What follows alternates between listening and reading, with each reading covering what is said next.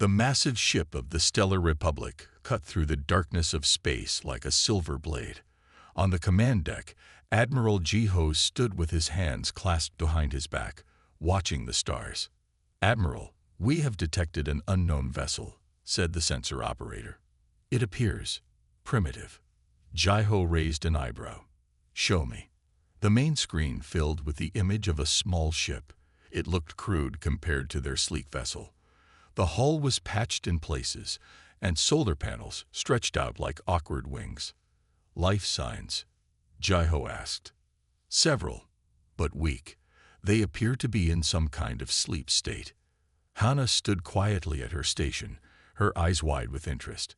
As the ship's lead xenobiologist, any new life form was her responsibility. She had studied hundreds of species across 50 star systems, but there was always a thrill in finding something new. "The vessel is heading toward the asteroid field," the navigator warned. "Their course will take them directly into danger." Jiho frowned. "Send a warning signal." "They do not respond to any standard communication frequencies, Admiral." Hana stepped forward. "Sir, permission to study their communication methods. We might be able to." A loud crash interrupted her as the small ship collided with the first asteroid. The crew watched in silence as the vessel spun out of control, slamming into a larger rock. Its hull cracked open like an egg. "Scan for survivors," Jiho ordered. Minutes passed in tense silence. "One life sign, Admiral. Faint, but present." Jiho turned to Hana. "Doctor, prepare your laboratory. It seems you have a new specimen." The rescue pod returned 3 hours later. Hana waited in the docking bay, her heart beating fast. Her assistant, Sunmai, stood beside her with the containment unit. "Are you excited?" Sunmai asked, her eyes bright. "I heard it's a completely unknown species." "Every life is precious," Hana replied. "And every new form we discover teaches us more about the universe." The pod doors slid open. 2 security officers emerged, carrying between them a clear stasis chamber. Inside lay a being Hana had never seen before. It had pale skin and dark hair on its head. Its body shape was similar to her people's, but smaller, less developed. Its chest rose and fell with shallow breaths. "Fascinating," Sunmai whispered. "It almost looks like a primitive version of us." Dae-sung, the ship's security chief, approached with a stern expression. "The creature will be kept under strict observation. We know nothing about its capabilities or potential dangers." Hana studied the unconscious being. "He's injured," she said softly. "He." Dae-sung raised an eyebrow. "You're assigning it gender already." "Based on physical characteristics," Hana explained, pointing to specific features. "This species appears to have clear male and female distinctions, similar to many mammals we've studied." The security team transferred the stasis chamber to her laboratory, where Hana immediately began running scans. The being's internal structure was surprisingly familiar: a skeleton of calcium, organs arranged in efficient systems, a brain with complex neural pathways. "Initial analysis suggests high-level cognitive abilities," she noted into her recorder. "Brain structure indicates capacity for advanced language, problem-solving, and emotional processing." Sunmai looked doubtful. "But their technology is so primitive. Look at the materials in their clothing. Synthetic fibers, metal fasteners. We abandoned such things centuries ago." "Technological advancement and intelligence aren't always aligned," Hana replied, not taking her eyes off the scans. "Some of the wisest species we've encountered used simple tools." The being in the chamber stirred slightly. His eyes moved beneath closed lids. "He's dreaming," Hana said with wonder in her voice. "Or having muscle spasms," Dae-sung countered from the doorway. "Don't get attached, Doctor. The High Council has classified it as a specimen, not a guest." Hana didn't respond.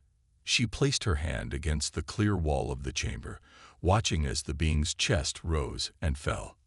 "What are you?" she whispered. "And what will you teach us?" Tom opened his eyes slowly. A bright light made him squint. His head hurt. His whole body ached. He tried to sit up but felt too weak. Where was he? The last thing he remembered was the warning alarm on his ship, the asteroid field. The collision. He looked around. The room was strange. The walls glowed with a soft blue light.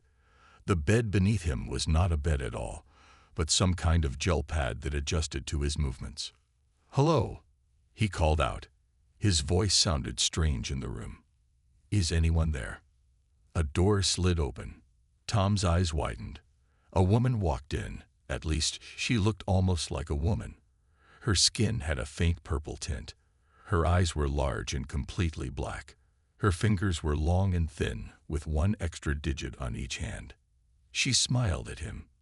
"You're awake," she said, but the words didn't match her mouth movements. A small device on her collar flashed as she spoke. Tom tried to back away, but there was nowhere to go. "Don't be afraid," the woman said. "My name is Hannah. I am a doctor." Tom swallowed hard.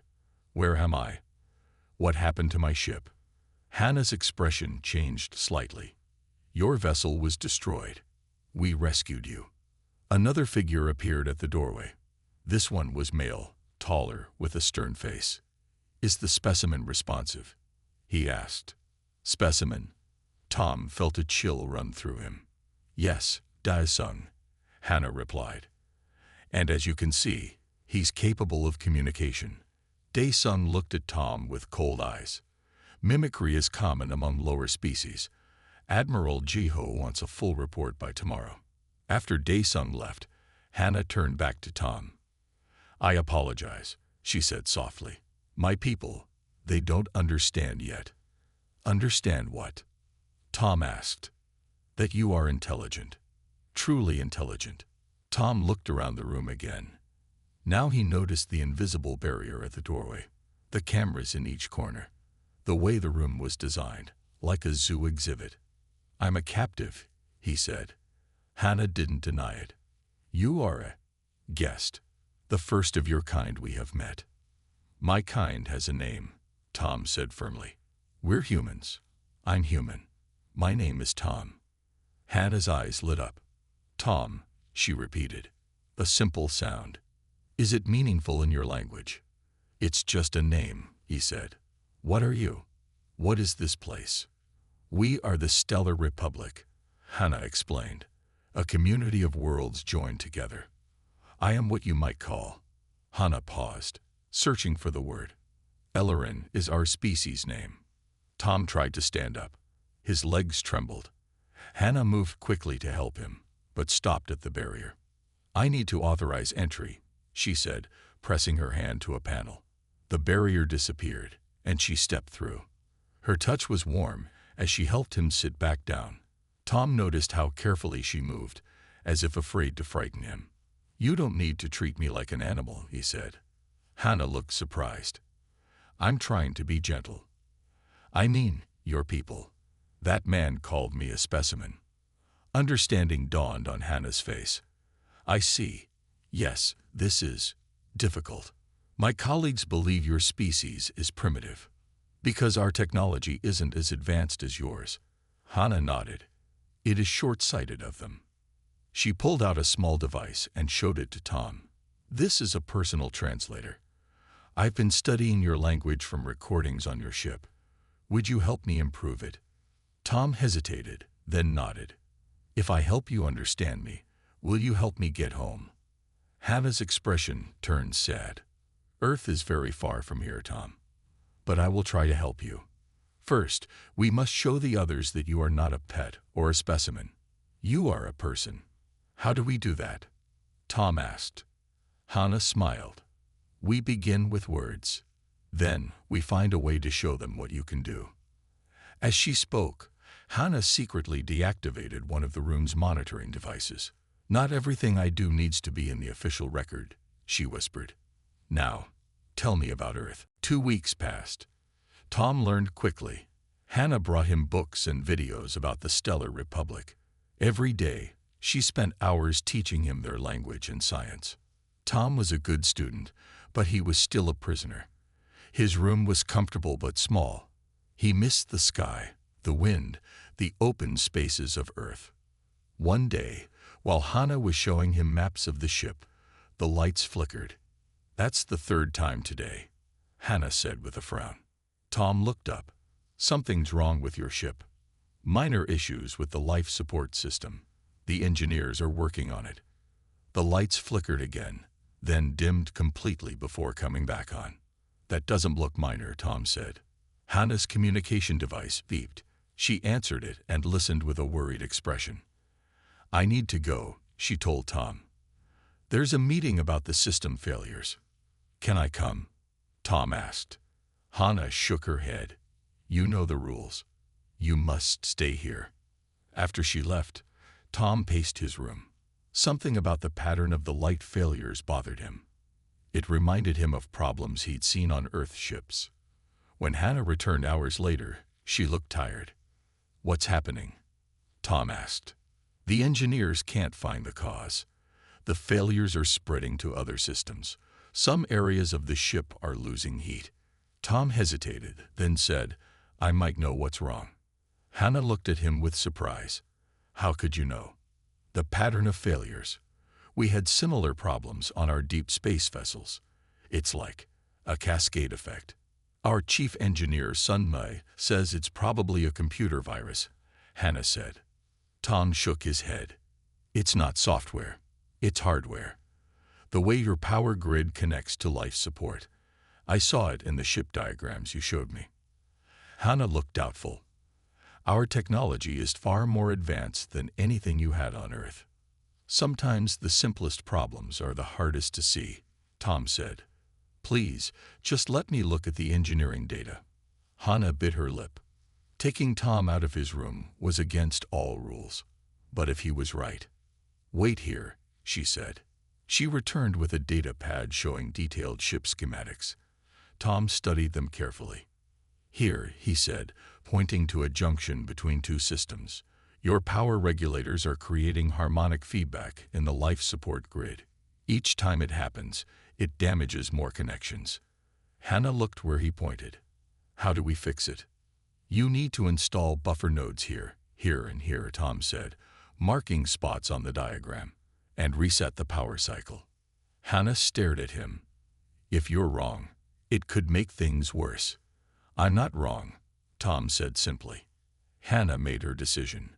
She took a deep breath and pressed her hand against the door panel. "Come with me. Stay close." They hurried through the ship's corridors. Crew members stared at Tom as they passed. Some looked afraid, others curious. Day-Sun would be furious if he found out. The engineering deck was chaos when they arrived. Alarms flashed. Engineers rushed from station to station. Sun Mai, the chief engineer, was shouting orders when she saw Hannah and Tom. "What is that doing here?" she demanded. "He knows what's wrong," Hannah said quickly. "Please, just listen." Sun Mai looked skeptical but desperate. "We have less than an hour before critical systems fail." Tom stepped forward. Despite his fear, he spoke clearly, explaining what he had seen in the diagrams. He pointed to displays showing the power fluctuations. "It's a simple fix," he concluded, "but it needs to be done quickly." Sun Mai stared at the data, then at Tom. "This makes sense," she admitted reluctantly. "Let him help," Hannah urged. Sun Mai hesitated, then nodded. "Show us exactly where these buffers should go." Tom smiled for the first time since his rescue. Finally, he could be useful. Finally, he could be more than a specimen. As they worked together, the alarms slowly quieted. The lights stabilized.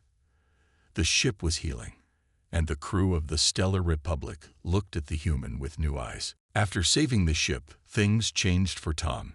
He was given more freedom. His room was larger now, with a window that looked out at the stars. He was allowed to visit certain parts of the ship with Hannah as his guide, but he was still not considered an equal. "The Council has upgraded your status from specimen to protected alien dependent," Hannah told him one morning. Tom frowned. "So I went from being a lab rat to being a pet. Great progress." Hannah sat beside him. "It is progress, Tom. slow but real. They were in the ship's garden, a large room filled with plants from dozens of worlds. It was Tom's favorite place. The smell of soil and growing things reminded him of Earth. "Tell me more about your home," Hannah said. Tom looked up at the artificial sun shining above them. "Earth is beautiful. We have oceans so wide you can't see the other side. Mountains that touch the clouds. Forests where trees have stood for thousands of years. It sounds like Paradise 3 in the Moran system," Hannah said. Tom smiled. "Maybe, but Earth has something special too. We have so many different cultures, languages, ways of living. We don't always get along, but we're learning." "Like we're learning now," Hannah said softly. Their eyes met, and something passed between them. Understanding. Maybe something more. Later that day, they sat in Hannah's research room. Tom was teaching her about Earth history, while she taught him about the Republic's science. "Your people discovered space travel only 300 years ago?" Hannah asked, amazed. "Yes. And your people?" "Nearly 2,000 years ago," Hannah said. "We thought we were the first intelligent life in the galaxy until we met the Lorani. They taught us that all species have value." Tom nodded. "On Earth, we had to learn that all humans have value, regardless of how they look or where they come from. It took us a long time, and we're still working on it." Hannah's eyes widened. "You mean your own species fought among themselves?" "For most of our history," Tom admitted. "But we got better. Slowly." Hannah typed notes into her datapad. "This explains so much about human resilience. You evolved not just against natural threats, but against yourselves." Tom laughed. "That's a scientific way of saying we're stubborn." Hannah smiled back. "Persistence is a valuable trait." Their conversation was interrupted when Admiral Jiho entered the room. Tom stood quickly, showing respect as Hannah had taught him. The Admiral looked at Tom with cold eyes. "I see the human has learned some manners." "Tom has learned a great deal, Admiral," Hannah said. "And he has much to teach us as well." Jiho frowned. "Dr. Hannah, you have become too attached to your subject. The Council has received your request to reclassify the human as a diplomatic guest. It has been denied." Hannah's face fell. "But Admiral." "Furthermore," Jiho continued, "you are officially reprimanded for emotional compromise.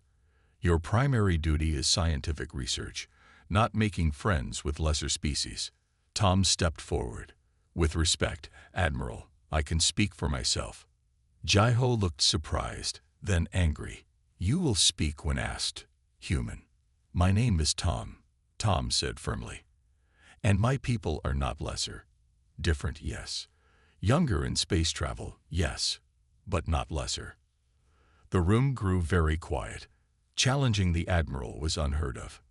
Jiho's face darkened. "Dr. Hannah, control your pet, or he will return to containment." After the Admiral left, Hannah put her head in her hands. "That was brave, Tom. And foolish. I couldn't stay silent." Tom said, "Not anymore." Hannah looked up at him. "The Admiral has a lot of power, but you have shown me something important today." "What's that?" "That change is possible," she said, "and that some battles are worth fighting, even when they seem impossible to win." Outside the window, the stars continued their endless dance, witnessing the growing bond between two beings from different worlds. 1 month after Tom's confrontation with Admiral Jiho, the mood on the ship changed. The usual calm was gone. Crew members hurried through hallways with worried faces. Military officers gathered in small groups, speaking in low voices. "Something's wrong," Tom said to Hannah during their daily meeting. "What's happening?" Hannah looked tired. There were dark circles under her eyes. "I'm not supposed to tell you. Security matters are classified." "I'm already on your ship," Tom pointed out. "If you're in danger, so am I." Hannah sighed and activated her privacy field, a small device that blocked listening devices. 3 days ago, we lost contact with Outpost 7. It's one of our border stations."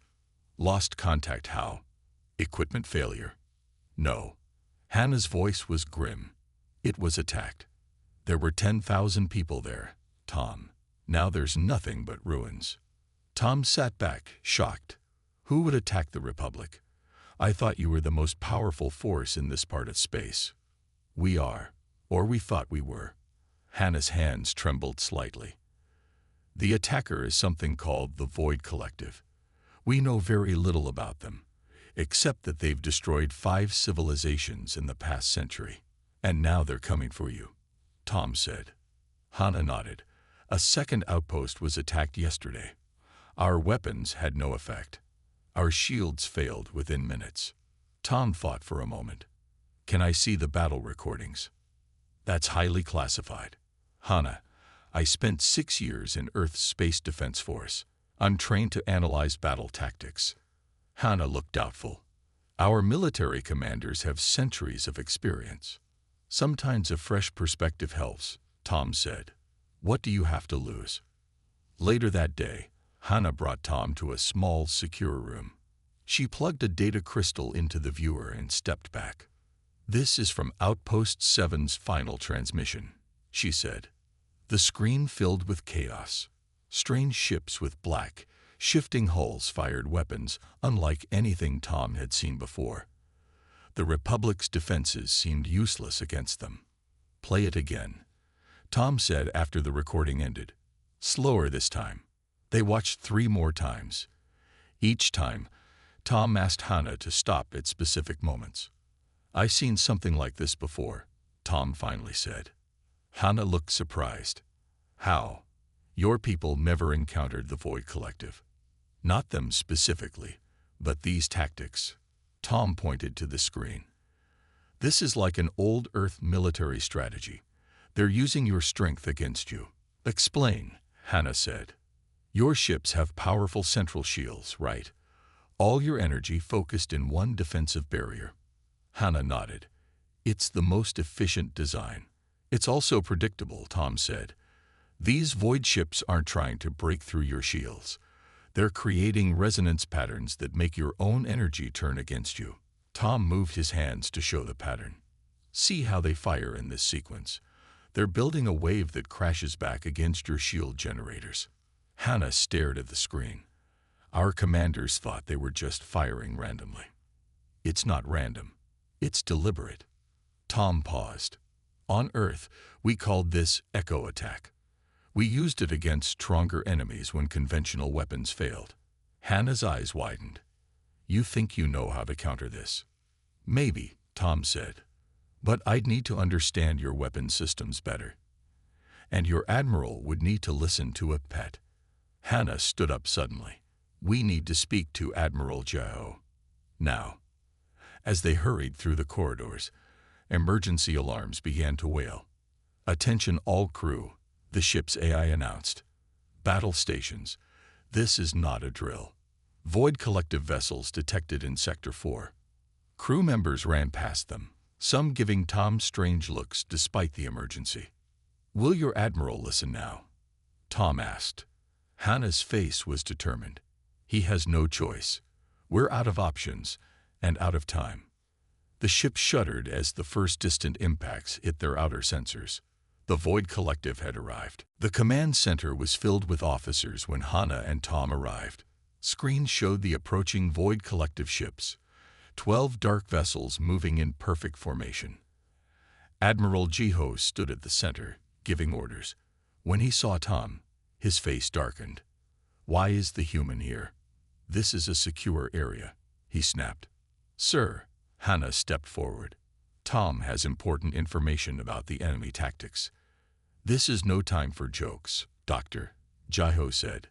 The ship rocked as the first attack hit their shields. Red warning lights flashed across the displays.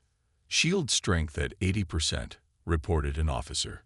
That was just their first volley. Hannah pushed Tom forward. Please, Admiral, just listen. Jiho looked at the battle screens, then back at Tom.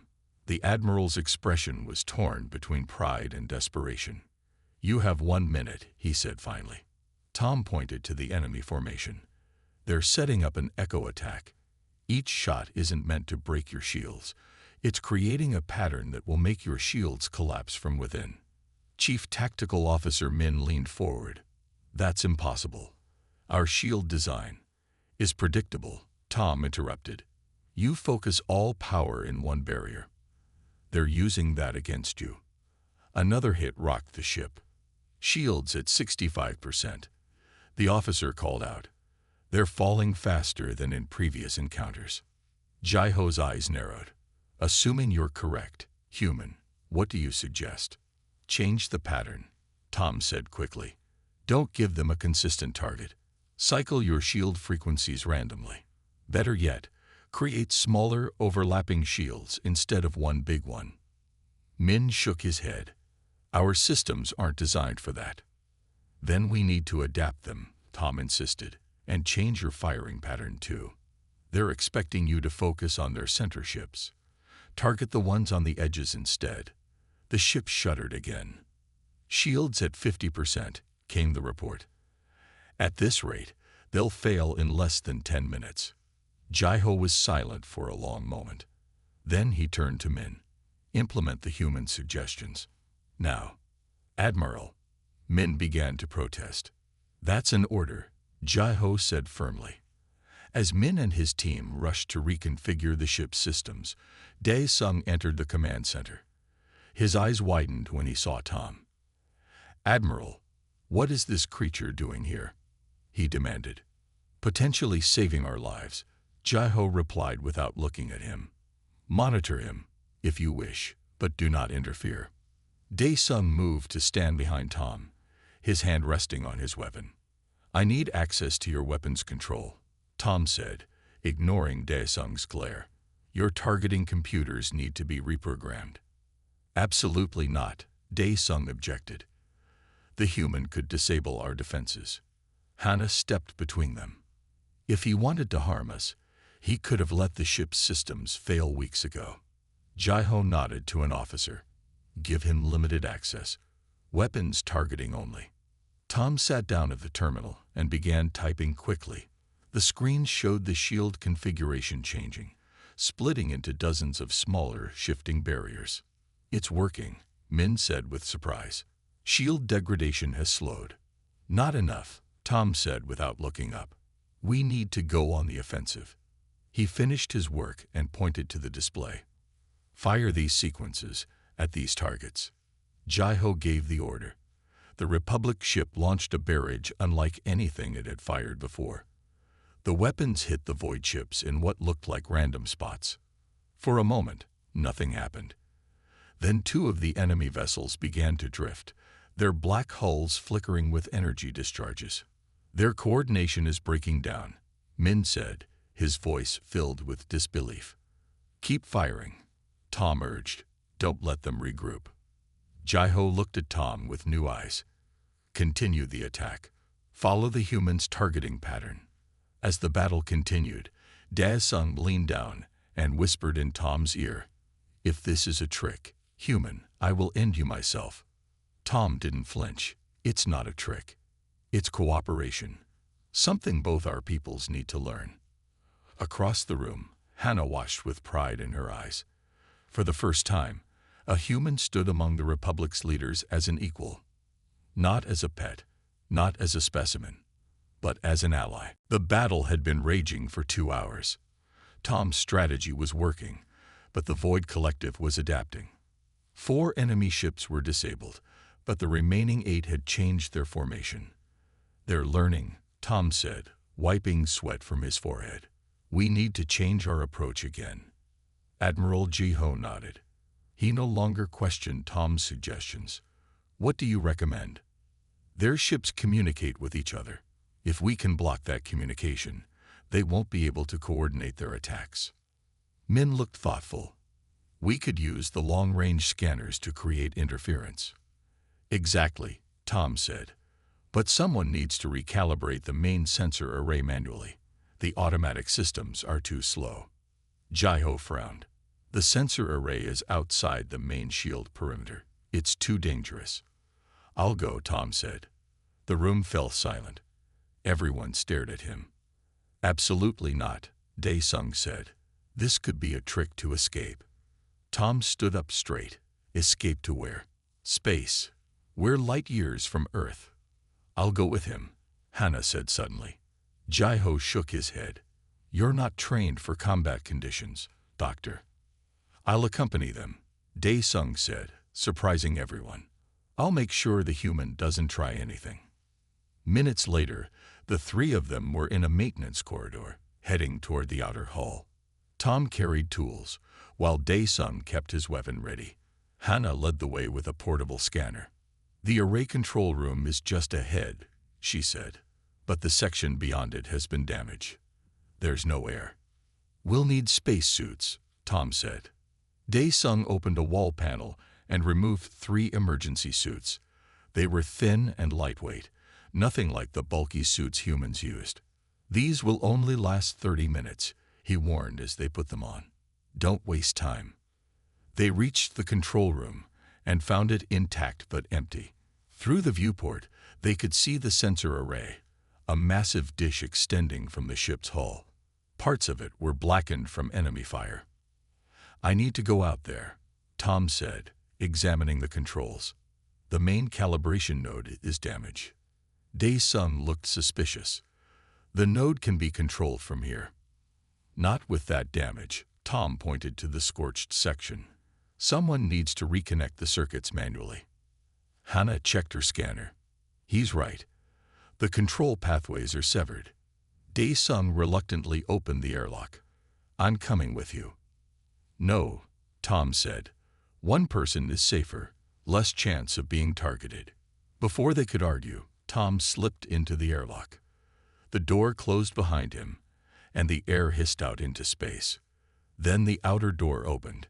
Tom pushed off carefully, using small thrusters on his suit to move toward the array. The battle continued around him, energy beams flashing in the darkness. He felt terribly exposed. Reaching the damaged node, Tom began working quickly. His fingers were clumsy in the suit gloves, but he forced himself to focus. Connect the blue circuit. Bypass the damaged section.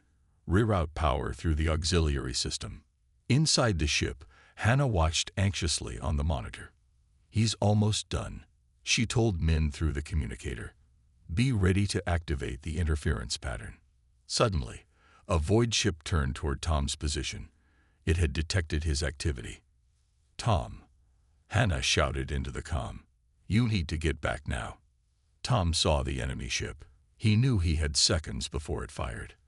But the calibration wasn't complete. Almost there, he grunted, connecting the final circuits. The void ship's weapons powered up, glowing with deadly energy. Dae-sung watched in horror. Without thinking, he slammed his hand on the emergency defense control, activating a small shield around Tom's position. The enemy fired. The makeshift shield absorbed most of the blast, but the shock wave sent Tom spinning away from the array. It's done, Tom shouted into his comm. Activate now. Min triggered the system. Waves of energy pulsed from the newly calibrated array, washing over the void ships. Their formations immediately fell apart as their communication was disrupted. Dae-sung fired a tether line into space, catching Tom's drifting form and pulling him back toward the airlock. As Tom tumbled through the outer door, the ship's main weapons opened fire on the confused enemy vessels. One by one, the void ships began to retreat. Inside the airlock, Tom collapsed to his knees as the air returned. Hannah rushed to his side, checking for injuries. You did it, she said, her voice full of relief. They're retreating. Tom looked up and saw Dae-sung standing over him, the security chief's expression unreadable. You saved my life, Tom said. Why? Dae-sung hesitated, then offered his hand to help Tom stand. Perhaps, he said slowly, I was wrong about humans. 1 week after the battle with the Void Collective, Tom stood in the Great Hall of the Stellar Republic's flagship. The room was huge, with high ceilings and walls that shimmered with light. Officers and crew members filled the space, all in their formal uniforms. Tom wore new clothes, specially made for him. Not the simple outfit of a specimen or a patient, but the formal attire of an honored guest. Hannah stood beside him, smiling proudly. "Are you nervous?" she asked. "A little," Tom admitted. "I never thought I'd be at a ceremony like this." "You earned it," she said, touching his arm gently. Admiral Jiho entered the hall, and everyone stood at attention. He walked to the central platform and raised his hands for silence. "Today, we honor courage and wisdom," Jiho began. "The Void Collective has been a shadow over our republic for too long. Their attack last week could have destroyed this ship and everyone aboard." The Admiral paused, looking directly at Tom. "We survived because we were willing to listen to a voice we had previously dismissed. We survived because someone we saw as lesser proved to be our equal, perhaps even our better in some ways." Whispers spread through the crowd. This was not the Admiral Jiho they knew, proud, certain of the Republic's superiority. "Tom of Earth," Jiho called. "Please step forward." Tom walked to the platform, feeling hundreds of eyes on him. He stood tall, representing not just himself, but all of humanity. "By the authority of the High Council," Jiho said formally, "I hereby recognize you as a sentient equal to any citizen of the Stellar Republic. Furthermore, you are named as the first official diplomatic representative of Earth to our people." He handed Tom a small crystal emblem, the symbol of diplomatic status. The crowd applauded, some enthusiastically, others with hesitation. Change would not come all at once. Daesung stepped forward next, no longer looking at Tom with suspicion. "The Security Division has completed its assessment," he announced. "We recommend that the Republic send a diplomatic mission to Earth. We have much to learn from each other." Tom could hardly believe what he was hearing. Not only was he recognized as an equal, but his people would be contacted. Earth would join the galactic community. "The Council has approved this recommendation," Jiho added. "Dr. Hana will lead the mission as our ambassador. The journey will begin in 3 cycles." Hana's eyes widened in surprise, then filled with joy. She had not known about this appointment. After the ceremony, Tom and Hana walked to the observation deck. They stood before the huge window, looking out at the stars. "I never thought I'd see Earth again," Tom said quietly. "Are you happy to be going home?" Hana asked. "Yes, but I'm also nervous. Our people have never met aliens before. It will be a shock." Hana nodded. "Change always is. But your people survived wars, disasters, and their own worst instincts. They will adapt as you did." Tom turned to face her. "What about us? After we reach Earth, what happens?" "What do you mean?" Hana asked, though her eyes suggested she understood. "You saw me as a person when everyone else saw a pet," Tom said. "Now I'm going home as an ambassador, and you're coming as yours. But that's not all we are to each other, is it?" Hana's purple skin darkened slightly, her species version of a blush. "No, it's not. What we are to each other, it has no name yet. We will have to discover it together." Tom smiled and took her hand. Her 6 fingers intertwined with his 5. Different, but fitting together perfectly. "I think," he said, "that's the point of all this. 2 different peoples, finding out how much we have to share." Together they looked toward the distant star that was Earth's sun, tiny from this distance, but growing closer every day. Behind them, members of the crew watched the human and the Ellerin standing hand in hand. Not specimen and scientist, not pet and owner, but equals facing the future together. The end.